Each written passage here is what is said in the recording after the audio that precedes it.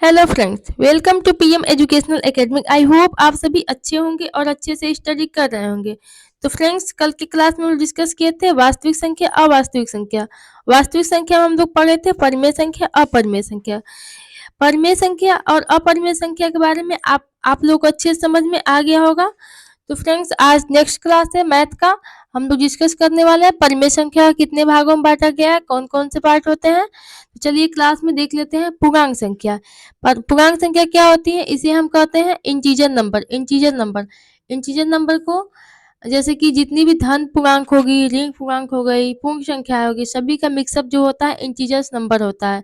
जैसे -3, -2, -1, 0, 1, 2, 3, 4 इनफाइनाइट। ये सभी संख्याएं क्या होती है? पूर्णांक संख्या होती है।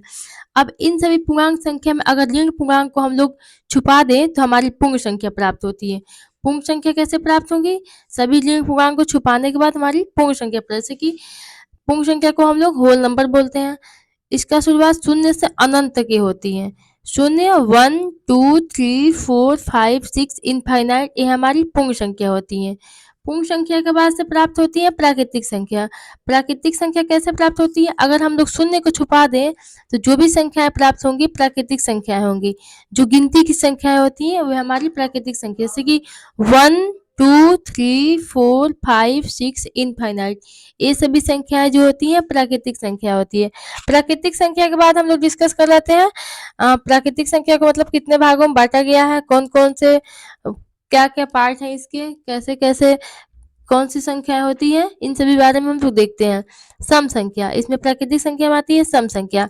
सम संख्या जैसे कि जो भी संख्या 2 से डिवाइड हो जाती है वो सभी संख्याएं सम संख्या होती है। जैसे 2, 4, 6, 8, 10, ये सभी संख्याएं क्या होती हैं? सम संख्या। उसके बाद देखते हैं विषम संख्या। जो भी संख्याएं जो होती है 2 से डिवाइड नहीं होती है वे हमारी विषम संख्या होती है। जैसे कि 1, 3, 5, 7, 9, 11, 13, ये सभी संख्याएं क्या होगी? विषम संख्या होती हैं। ठीक है। फिर देखते हैं हम लोग भाज्य संख्या। भाज्य संख्या क्या होती है? जहाँ पे 2 या 2 से ज्यादा गुणनखंड बनते हैं उसे हम भाज्य संख्या कहते हैं। ठीक है। जब 2 या 2 से ज्यादा गुणनखंड बनेंगे उसे हम भाज्य संख्या कहते हैं। जैसे 4, 6, 8, 9, 10।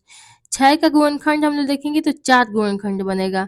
एक तो 6 1 से कट सकता है, एक 2 से कट सकता है, फिर 3 से भी कट सकता है और 6 स्वयं से कट सकता है। तो इसके 4 गुणनखंड बन गए, तो ये हमारी भाज्य संख्याएं होंगी। अभाज्य संख्या क्या होती है? वे संख्याएं जो या तो खुद से कटेंगी या 1 से कटेंगी, वे संख्याएं जो होती हैं अभाज्य संख्याएं होती है।